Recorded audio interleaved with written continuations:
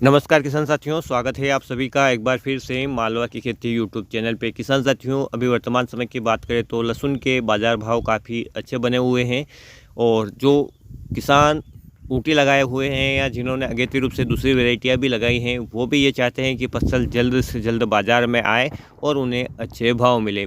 किसान साथियों, समय के साथ किसान भाइयों ने जो बुआई की है वो आगे पीछे हो सकती हैं। कुछ किसान भाइयों की फसल ऊँटी की वैरायटी है वो हार्वेस्ट भी होने लगी है। कुछ किसान भाइयों की देसी वैरायटी भी यदि उन्होंने लगाई होगी तो वो भी हार्वेस्टिंग के करीब होगी। वहीं कुछ किसान भाइयों की फसलें अभी काफ़ी छोटी है, महीने, डेढ़ महीने, 2 महीने तक की भी हुई है। लेकिन जिन किसान भाइयों की फसल 90 दिन से ऊपर की हो चुकी है, उन किसान साथियों को थोड़ा सतर्क और सावधान रहे, क्योंकि अब किसान साथियों फसल में घाट बढ़ाने का सही समय है और इस समय आपको कुछ ऐसी चीज़ों का प्रयोग कर लेना है जो कि आपके लहसुन की फसल में घाट को बढ़ाने में महत्वपूर्ण रोल अदा करते हैं। किसान साथियों, 16-17 प्रकार के पोषक तत्वों के अलावा दुनिया में ऐसी कोई जादुई चीज़ नहीं है जो आपकी फसल की पैदावार, घाट, वजन बढ़ा सके। बस इन पोषक तत्वों का उस समय पर रोल होना चाहिए, या यूँ कहें कि जब क्रांतिक अवस्था आती है और कौन सा पोषक तत्व किस समय क्या काम करता है ये समझ लिया तो किसान साथियों कम लागत में भी हम अच्छा उत्पादन ले लेते हैं। वहीं पर यदि हमने गलत समय पे उन्हीं पोषक तत्वों को प्रयोग किया तो किसान साथियों उसके रिजल्ट हमें वो ज़ीरो भी देखने को मिल सकते हैं। एक उदाहरण के द्वारा किसान साथियों यदि मैं आपको समझाऊं कि लोहे को यदि हम पिघलाते हैं कुछ औजार बनाने के लिए, तो जब वो गर्म होता है तभी उस पर हथौड़ा मारते हैं, तभी उसको सही रूप दे सकते हैं।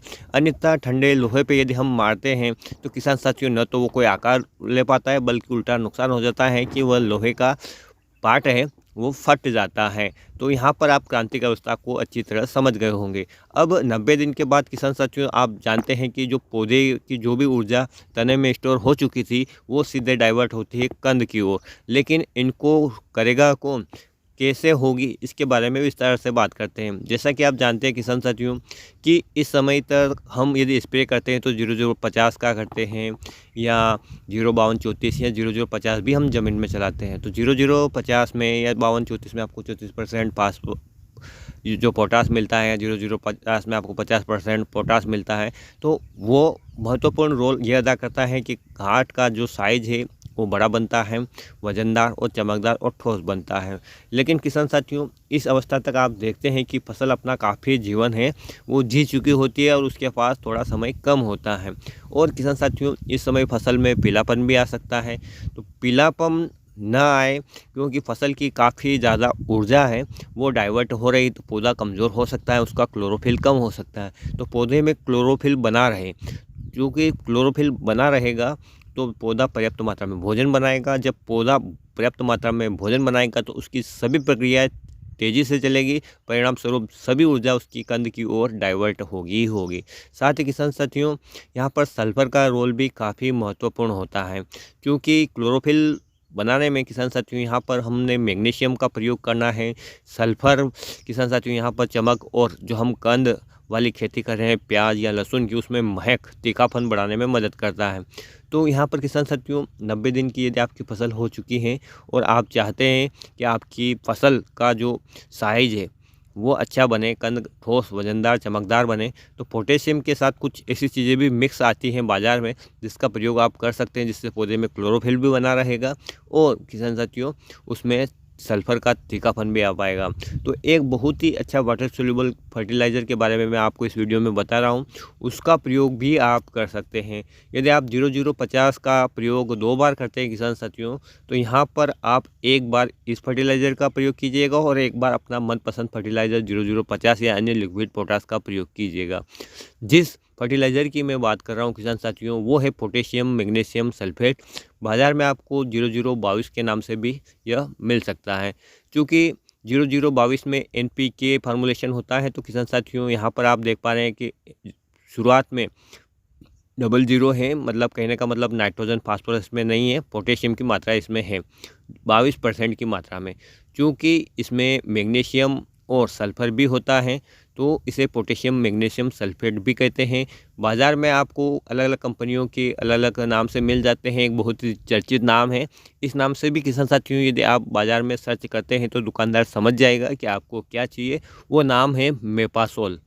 फलों की साइज बढ़ाने वाला खाद, कंद की साइज बढ़ाने वाला खाद, अफीम के किसान लहसुन के किसान, प्याज के किसान, संतरे वाले किसान, मौसमी वाले किसान, सभी किसान साथी इसको प्रयोग करते हैं।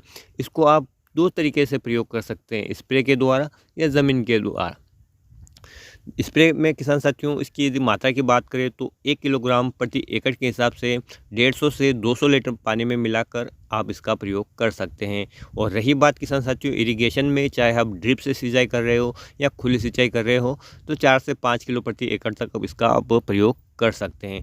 इसका प्रयोग करने का समय 90 दिन के बाद ही क्यों है, इसके बारे में बात करें किसान साथियों, तो यदि आप 50 से 60 दिन में इसका प्रयोग करते हैं तो ये केवल पौधे की हाइट बढ़ाएगा और उसमें क्लोरोफिल बनाए रखेगा। कंद बनने की तरफ उसकी ऊर्जा डाइवर्ट नहीं होगी। लेकिन जैसे ही ऊर्जा कंद बनने की ओर डाइवर्ट होने लगती है 90 दिनों के बाद, जो स्टोरेज होता है तना में, या यूँ कहें किसान साथियों कि जब आपके लहसुन के कंद का साइज जो कंचा होता है जिनसे बच्चे खेलते हैं उस साइज़ का हो जाए, तब इसका प्रयोग आपको करना है। 90 दिनों की बाद की अवस्था में करना है। मात्रा मैंने आपको बताई है। और किसान साथियों स्प्रे के द्वारा भी इसे आप दे सकते हैं या आप इसे ड्रिप और स्प्रे दोनों ज़रिए से भी दे सकते हैं। तो बहुत ही अच्छा खाद है, बाज़ार में आपको मिल जाएगा, कोई ज़्यादा लागत वाला भी नहीं है। आप दुनिया भर के टॉनिक वानिक डालो वगैरह डालो, उससे तो अच्छा है कि अपनी फसल को समझकर सही समय पर उस पर इस प्रकार का जो कम लागत में कम समय में रिजल्ट देने वाले कुछ चीज़ें हैं उनका प्रयोग करें। किसान साथियों पिछले वर्ष भी एक वीडियो में मैंने इस फर्टिलाइज़र के बारे में आपको बताया था कि फलों का साइज बढ़ाने वाला खाद कौन सा है, तो यही है पोटेशियम मैग्नीशियम सल्फेट। 22 18 20 के रेशियो में आता है।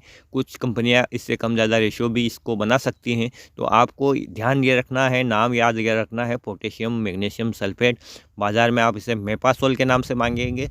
कंपनी कोई भी किसान साथियों की मिल सकती हैं, टेक्निकल इसमें यही रहते हैं। तो इनका प्रयोग आप अपनी फसल में जो अवस्था मैंने आपको बताई है 90 दिनों से 110 दिन के बीच में यदि इसका प्रयोग करते हैं तो रिज़ल्ट है वो काफ़ी शानदार होते हैं। 110 दिन के बाद यदि आप इसका प्रयोग करेंगे तो किसान साथियों तब तक समय निकल चुका होता है। तो 30 दिन हमारे पास होते हैं, 20 दिन हमारे पास होते हैं 90 से 110 दिन का समय। उस 20 दिन में हमें इसे प्रयोग कर लेना है। इरिगेशन में भी प्रयोग कर सकते हैं। और किसान साथियों यदि आप कोई स्प्रे कर रहे हैं फंगीसाइड इंसेक्टिसाइड वगैरह, तो उसके साथ भी इसका प्रयोग कर सकते हैं स्प्रे में। ऐसा नहीं है कि इसको आपको अलग से ही डालना हो। आप चाहे तो पीजीआर डाल रहे हैं 100 दिन के आसपास, तब भी इसका प्रयोग उसके साथ कर लेते हैं, तो भी आपको जो रिज़ल्ट है वो अच्छे देखने को मिलेंगे। तो किसान साथियों उम्मीद करता हूँ कि यह जानकारी आपके लिए लाभदायक रही होगी। भले ही प्रैक्टिकल के रूप में इसे आप ज़रूर करें। 5 से 10 क्यारी में रिज़ल्ट आपको शानदार दिखेंगे। तो दूसरी बार किसान साथियों आपको किसी से पूछने की ज़रूरत नहीं होगी कि लहसुन में कंद बनते समय कौन से वाटर सोल्यूबल फर्टिलाइज़र का प्रयोग करना है, कौन सी दवाई डालनी है या कौन सा खाद डालना है।